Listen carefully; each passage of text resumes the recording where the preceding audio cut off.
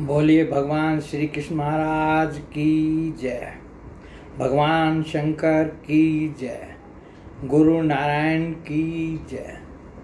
जैसा कि हमने सोचा था कि श्रावण मास चल रहा है, इसमें जो भगवान शंकर से संबंधित अध्याय श्रीमद् भागवत में दिए गए हैं, इनमें लगभग 15 स्थानों पर जो है भगवान शंकर का के प्रसंग आए हैं।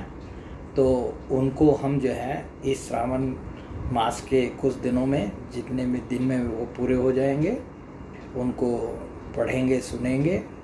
तो इसी क्रम में आज मैं जो है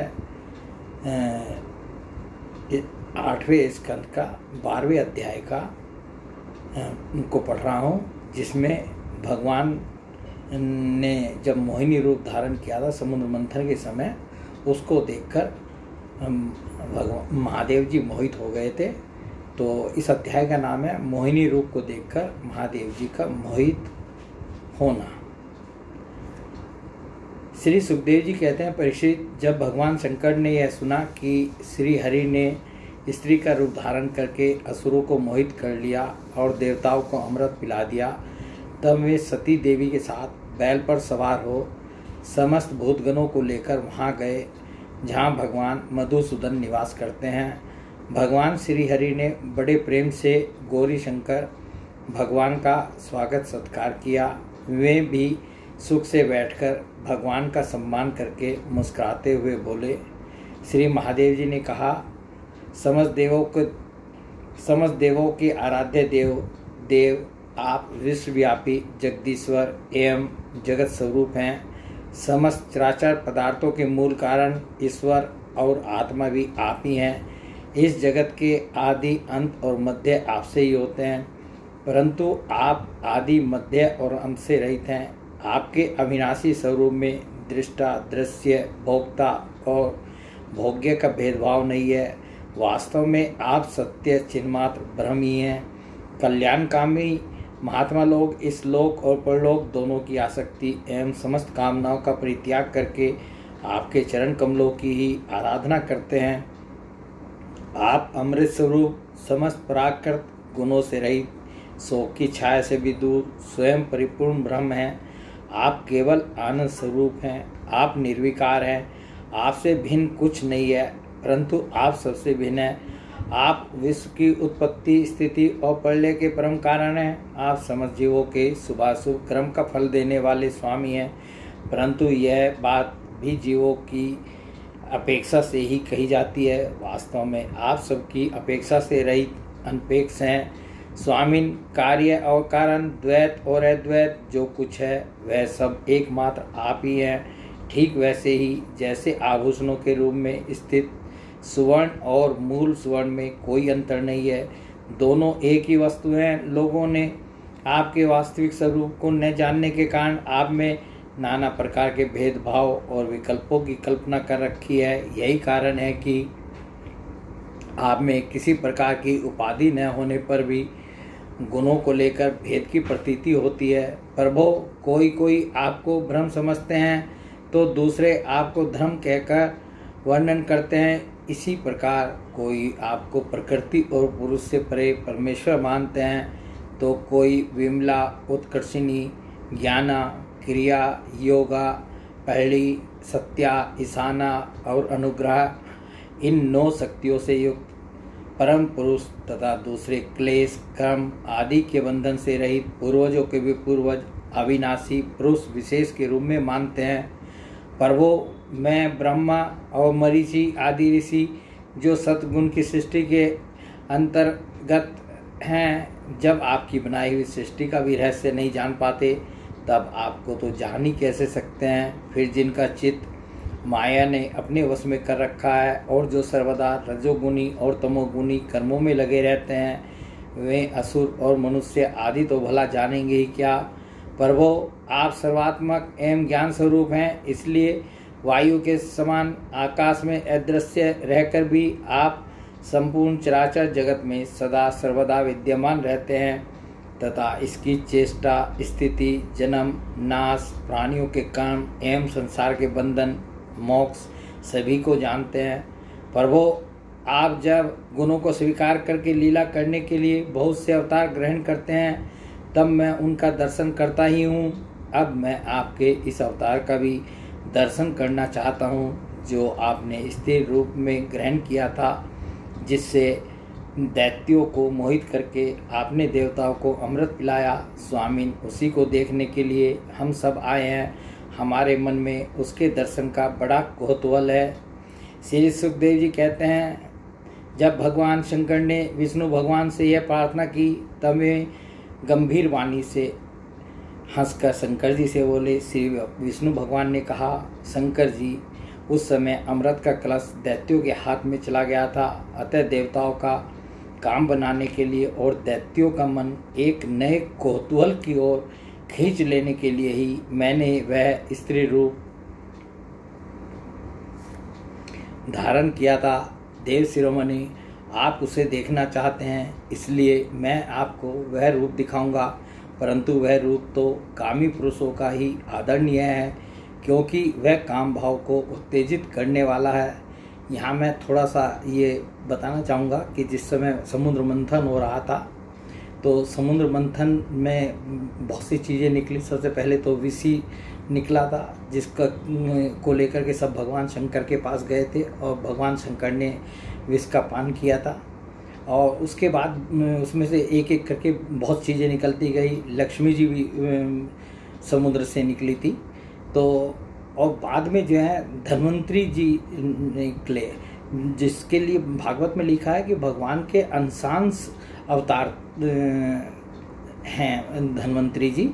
तो वो अमृत का कलश हाथ में लेकर निकले, तो असुरों ने जो है उनके हाथ से जो है कलश छीन लिया, और कलश छीन करके वो जो है आपस में ही जो है पीने के लिए लड़ने लगे। उधर जब भगवान ने देखा कि भाई इतना सब परिश्रम किया, देवताओं ने भी और देवता साथ लगे रहे, तो और उनको उसमें भाग भी नहीं मिल रहा है, और ये जो है इसके लिए लड़ रहे हैं, और ये अमृत भी जो है गिर जाएगा सब। तो भगवान ने जो है मोहिनी रूप जो है धारण किया, एक ऐसी सुंदर स्त्री का रूप धारण किया जिसका वर्णन किया ही नहीं जा सकता। तो भगवान शंकर जो है उस मोहिनी रूप का दर्शन करने के लिए ही यहाँ पर आए हैं, और भगवान विष्णु से जो है ये प्रार्थना कर रहे हैं कि मैं, आपने जब जब भी अवतार लिए हैं, मैंने उन अवतारों का आपका दर्शन किया है। आपने जो समुद्र मंथन के समय मोहिनी रूप धारण किया था, मैं आपका उस रूप का भी दर्शन करना चाहता हूँ। तो भगवान जो है क्या उत्तर देते हैं, अब सुनिए। ये जैसा भगवान ने कहा कि आप उसे देखना चाहते हैं, इसलिए मैं आपको वह रूप अवश्य दिखाऊंगा, परंतु वह रूप तो कामी पुरुषों का ही आदरणीय है, क्योंकि वह काम भाव को उत्तेजित करने वाला है। श्री सुखदेव जी कहते हैं, इस तरह कहते कहते विष्णु भगवान वहीं अंतर्ध्यान हो गए, और भगवान शंकर सती देवी के साथ चारों ओर दृष्टि दौड़ाते हुए वहीं बैठे रहे। इतने में ही उन्होंने देखा कि सामने एक बड़ा सुंदर उपवन है, उसमें भांति भांति के वृक्ष लग रहे हैं, जो रंग बिरंगे फूल और लाल लाल कोबलों से भरे पूरे हैं। उन्होंने यह भी देखा कि उस उपवन में एक सुंदरी स्त्री गेंद उछाल कर खेल रही है। वह बड़ी ही सुंदर साड़ी पहने हुए है, और उसकी कमर में करधनी की लड़ियाँ लटक रही है।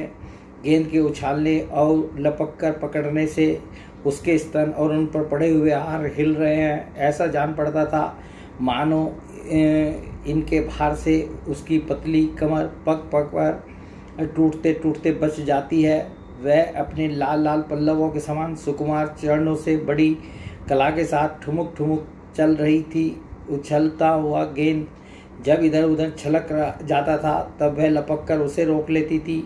इससे उसकी बड़ी बड़ी चंचल आंखें कुछ उद्विग्न सी हो रही थी। उसके कपोलों पर कानों के कुंडलों की आभा जगमगा रही थी, और घुंघराली काली काली अलकें उन पर लटक आती थी, जिससे मुख और भी उल्लसित हो उठता था। जब कभी साड़ी सरक जाती और केसों की वेनी खुलने लगती, तब अपने अत्यंत सुकुमार बाएं हाथ से वह उन्हें सवार लिया करती। उस समय भी वह दाहिने हाथ से गेंद उछाल कर सारे जगत को अपनी माया से मोहित कर रही थी। गेंद से खेलते खेलते उसने तनिक सल्लज भाव से मुस्कुराकर तिरछी नज़र से शंकर जी की ओर देखा। बस उनका मन हाथ से निकल गया। वे मोहिनी को निहारने लगे और उसकी चितवन के रस में डूबकर इतने विवल हो गए कि उन्हें अपने आप की भी सुधि न रही। फिर पास बैठी हुई सती और गनों की तो याद ही कैसे रहती। एक बार मोहिनी के हाथ से उछलकर गेंद थोड़ी दूर चला गया, वह भी उसी के पीछे दौड़ी। उसी समय शंकर जी के देखते देखते वायु ने उसकी झीनी सी साड़ी गर्दनी के साथ ही उड़ा ली। मोहिनी का एक एक अंग बड़ा ही रुचिकर और मनोरम था। जहाँ आंखें लगी ही रहती, यही नहीं मन भी वहीं रमण करने लगता। उसको इस दशा में देखकर भगवान शंकर उसकी ओर अत्यंत आकृष्ट हो गए। उन्हें मोहिनी भी अपने प्रति आसक्त जान पड़ती थी। उसने शंकर जी का विवेक छीन लिया। वे उसके हाव भावों से कामातुर हो गए और भवानी के सामने ही लज्जा छोड़कर उसकी ओर चल पड़े। मोहिनी वस्त्रहीन तो पहले ही हो चुकी थी। शंकर जी को अपनी ओर आते देख बहुत लज्जित हो गई।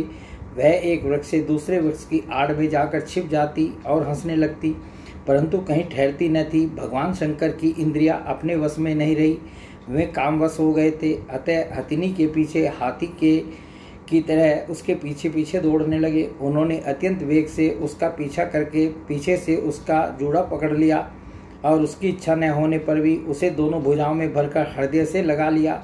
जैसे हाथी हथिनी का आलिंगन करता है, वैसे ही भगवान शंकर ने उसका आलिंगन किया। वह इधर उधर खिसक कर छुड़ाने की चेष्टा करने लगी। इसी छीना झपटी में उसके सिर के बाल बिखर गए।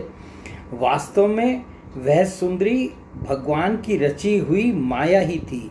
इससे उसने किसी प्रकार शंकर जी के भुजपास से अपने को छुड़ा लिया और बड़े वेग से भागी। भगवान शंकर भी उन मोहिनी वेशधारी अद्भुत कर्मा भगवान विष्णु के पीछे पीछे दौड़ने लगे। उस समय ऐसा जान पड़ता था मानो उनके शत्रु कामदेव ने इस समय उन पर विजय प्राप्त कर ली है।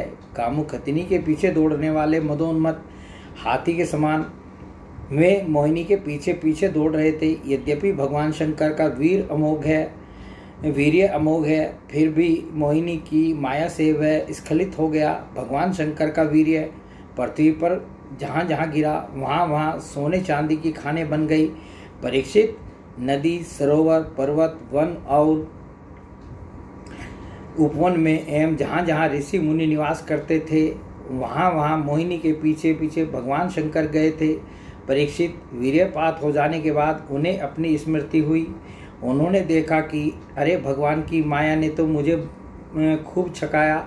वे तुरंत उस दुखद प्रसंग से अलग हो गए। इसके बाद आत्मस्वरूप सर्वात्मा भगवान की यह महिमा जानकर उन्हें कोई आश्चर्य नहीं हुआ। वे जानते थे कि भला भगवान की शक्तियों का पार कौन पा सकता है। भगवान ने देखा कि भगवान शंकर को इससे विषाद या लज्जा नहीं हुई है। तब वे पुरुष शरीर धारण करके फिर प्रकट हो गए और बड़ी प्रसन्नता से उनसे कहने लगे। श्री भगवान ने कहा, देव शिरोमणे, मेरी स्त्री रूपिणी माया से विमोहित होकर भी आप स्वयं ही अपनी निष्ठा में स्थित हो गए, यह बड़े ही आनंद की बात है। मेरी माया अपार है, वह ऐसे ऐसे भाव रचती है कि अजितेंद्रिय पुरुष तो किसी प्रकार उससे छुटकारा पा ही नहीं सकते। भला इसके अतिरिक्त ऐसा कौन पुरुष है जो एक बार मेरी माया के फंदे में फंसकर फिर स्वयं ही उससे निकल सके। यद्यपि मेरी यह गुणमयी माया बड़ों को मोहित कर देती है, फिर भी अब यह आपको कभी मोहित नहीं करेगी, क्योंकि सृष्टि आदि के लिए समय पर उसे क्षोभित करने वाला काल मैं ही हूँ। इसलिए मेरी इच्छा के विपरीत वह रजोगुण आदि की सृष्टि नहीं कर सकती।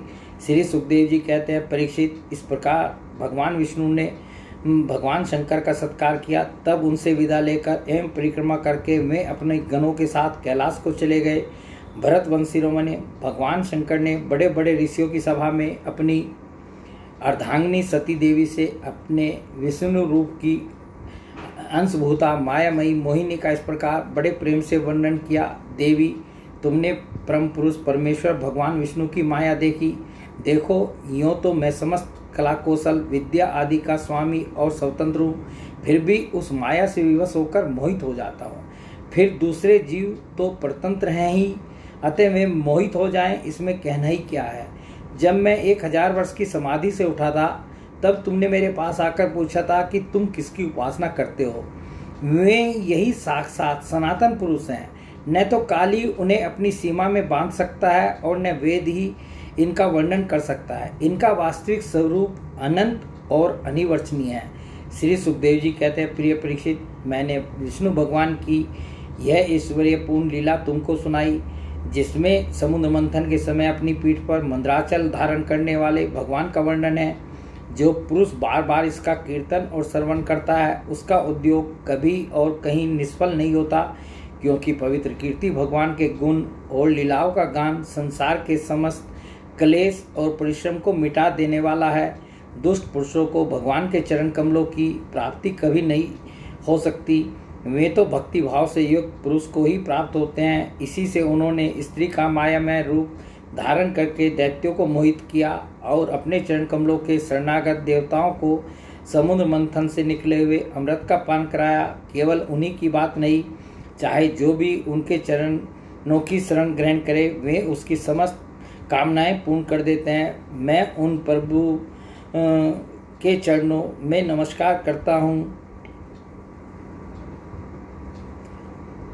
इस प्रकार ये 12वां अध्याय जो है समाप्त होता है, जिसमें भगवान शंकर की एक लीला थी, जिसमें कि उन्होंने मोहिनी रूप से अवतार लिए भगवान से भगवान के उस अवतार का दर्शन वो करना चाहते थे। और मैं ये बतला दूं, मैंने जो 15 प्रसंग भगवान शंकर से संबंधित छांटे हैं, उसमें 3 प्रसंग तो जो हैं वो शुरू के भगवान शंकर और सती जी के साथ के हैं। तो एक प्रसंग तो आज जो है सुबह पूरा हुआ था, जिसका कि आपने वीडियो देख ही लिया होगा, जिसमें कि यज्ञ दक्ष के यज्ञ की पूर्ति के साथ वो प्रसंग समाप्त हो गया था। और दूसरा प्रसंग ये है, और तीसरा प्रसंग जो है वो भगवान शंकर का विष पान का था, जो कि जिसमें कि भगवान शंकर ने विष पान करते समय भी सती जी से जो है अनुमति मांगी थी और कहा था कि मैं इसको दूसरों के कल्याण के लिए विष का पान करूँगा।